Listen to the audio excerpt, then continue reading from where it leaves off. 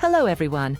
In this video, we are going to explore how we can seamlessly integrate Supabase to handle the data and backend system for our existing XGENIA projects. We have a simple project open here that allows users to contact customer support.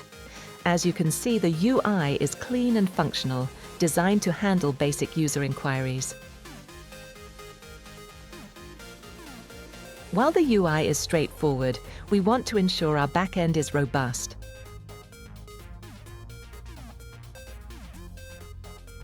To start the integration, we need to navigate to the Cloud Services tab on the left-hand sidebar. Once there, we click on the Add icon to bring up our configuration options. When the Add New Cloud Service modal appears, we are presented with several fields. First, we will name our service. For this demonstration, we'll call it Contact Demo. Next, we fill in the description. We'll label this as Development to help us identify that this service is for our testing environment rather than a live production setup.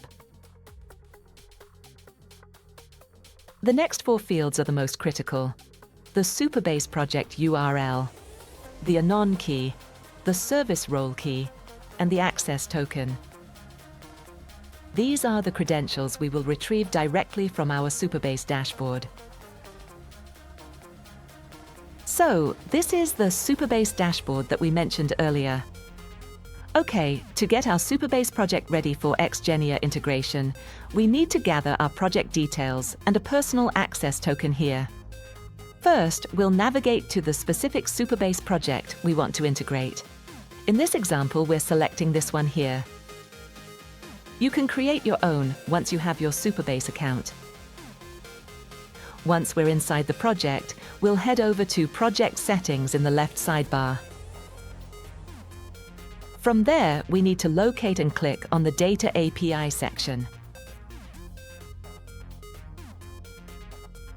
Here, we'll find our RESTful endpoint. This URL is essential as it acts as our project's API for querying and managing our database. To proceed with the integration, we'll also need our API keys. We'll click through to the API keys page. It might take a moment to load. Once the page loads, we can see the anon public field.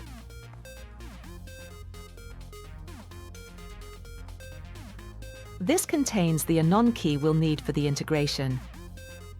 We need to retrieve that as well.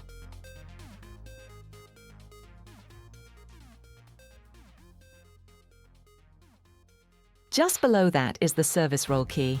We should be careful with this one, as it has the ability to bypass row-level security.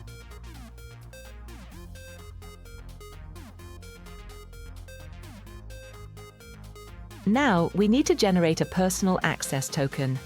We'll go to our account settings or profile area to find the access token management section.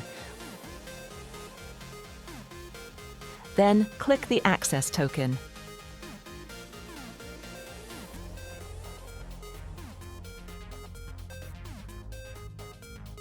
We'll click on Generate New Token.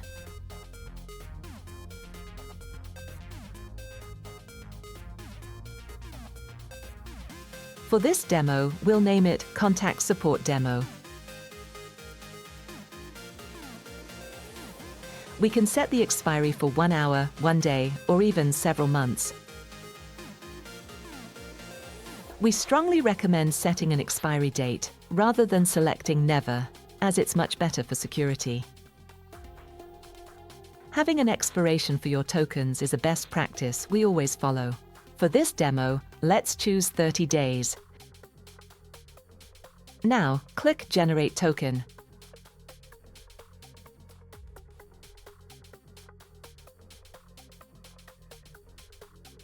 This token is only shown once. We must store it securely, because we will not be able to retrieve the same string again once the page is closed. Now that we have retrieved our Supabase credentials from the dashboard, we're ready to move forward with the actual configuration. With our credentials in hand, we can now begin inserting them into the appropriate fields within the XGENIA setup. First, we'll insert our Supabase project URL. This allows XGENIA to know exactly which database instance it needs to communicate with.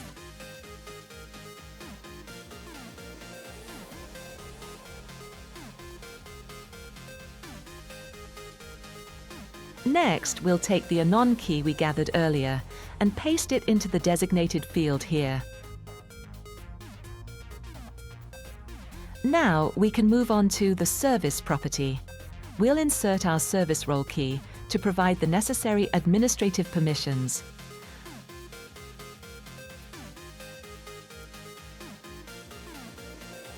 For the final step, we're inserting the access token. We'll ensure the personal access token we generated specifically for this integration is pasted correctly into the Supabase access token field. With all fields populated, we click the Create Supabase Service button.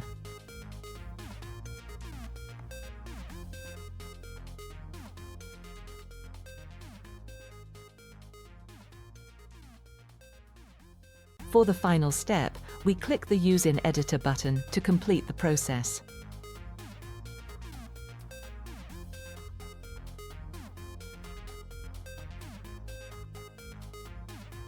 Now, the Supabase project is integrated successfully.